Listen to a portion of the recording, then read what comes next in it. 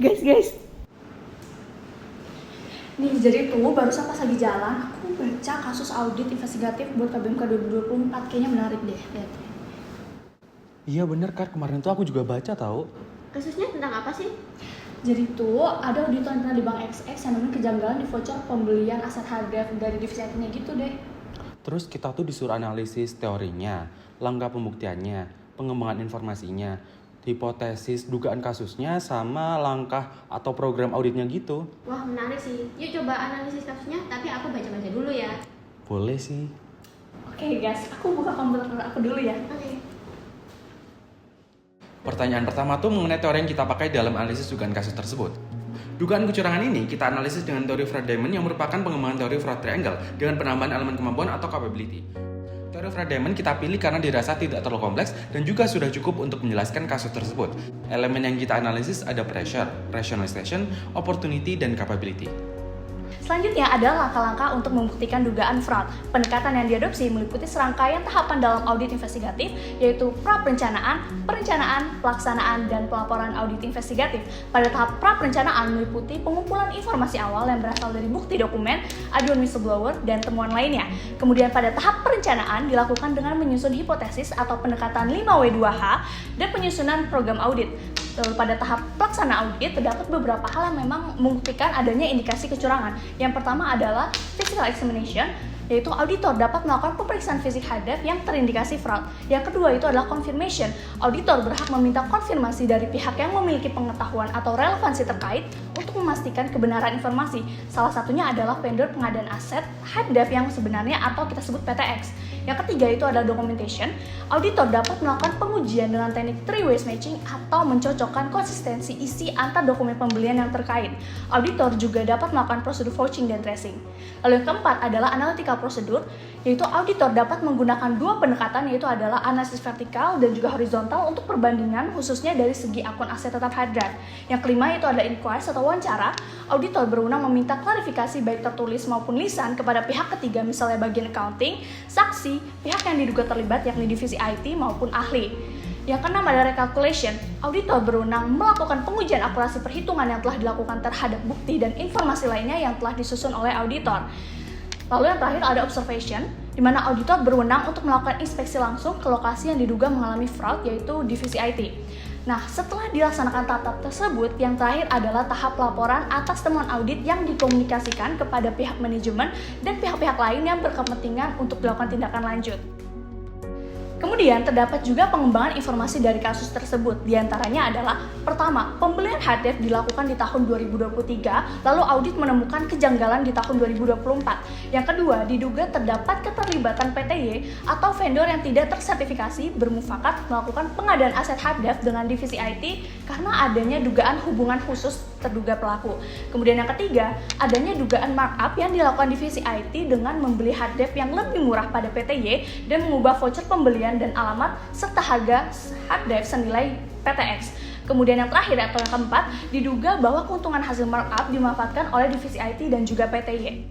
Kemudian, indikasi ketidakwajaran atau refleks apa saja sih yang terdapat dalam kasus tersebut? Yang pertama, pengadaan aset tidak sesuai dengan pedoman perusahaan karena pembelian hard drive diduga dilakukan di perusahaan yang tidak tersertifikasi. Hal ini membuktikan lemahnya internal kontrol perusahaan yang tidak sesuai dengan pasal 13 Peraturan OJK nomor 18 tahun 2018 tentang penerapan manajemen risiko bagi bank umum, pasal 2 Peraturan OJK nomor 11 tahun 2022 tentang penyelenggaraan teknologi informasi oleh bank umum, dan pasal 116 Peraturan OJK nomor 17 tahun 2023 tentang tata kelola bagi bank umum.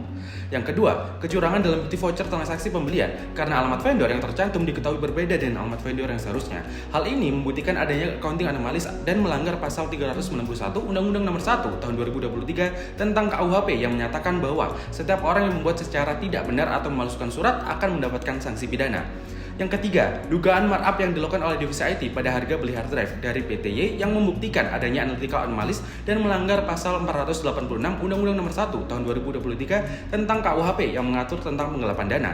Dan terakhir, adanya dugaan persekongkolan dalam divisi IT karena pengadaan aset dilakukan oleh keseluruhan divisi IT dan ada dugaan bahwa kepala divisi IT menekan staf IT agar tindakan fraud tidak akan diketahui oleh manajemen.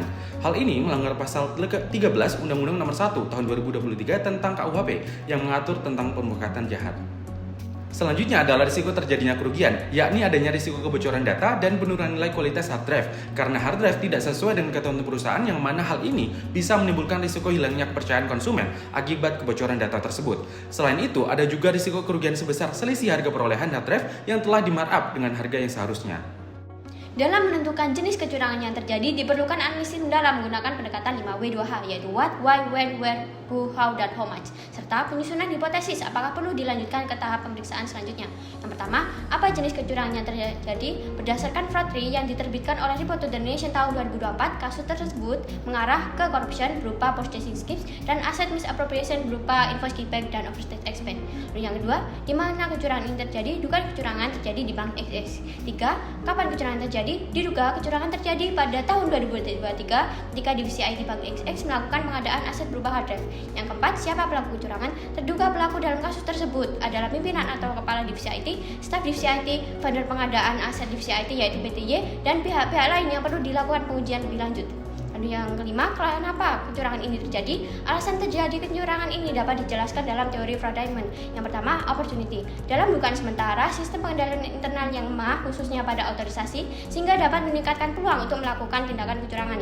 Yang kedua, rationalization. Diduga divisi IT melakukan pembenaran dengan menganggap bahwa vendor pembelian tidak mempengaruhi kualitas dari produk yang dibeli dan tidak merugikan perusahaan karena pengadaan barangnya tetap ada. Lalu yang ketiga, pressure. Dalam dugaan sementara, terduga pelaku memiliki motif untuk mendapatkan kekayaan secara lebih cepat melalui pemanfaatan kewenangan dalam pengadaan aset dan adanya tekanan dari kepala divisi IT. Lalu yang keempat, capability. Divisi IT memiliki kewenangan dalam pembelian hard drive dan pemahaman yang lebih dibandingkan dengan karyawan yang lain dalam hal teknologi. Lalu yang keenam, bagaimana modus operandinya? Divisi IT Bank XX diduga membeli hard drive dari vendor yang tidak sesuai ketentuan yaitu PTY dengan harga yang lebih murah melalui manipulasi dokumen dan proses otorisasi dengan mengubah nama PTY menjadi PTX sehingga harga yang tercantum merupakan harga yang telah di-markup. Diduga terdapat hubungan istimewa antara divisi IT dan di PTY sehingga PTY mendapatkan keuntungan penjualan dan divisi IT mendapatkan keuntungan finansial.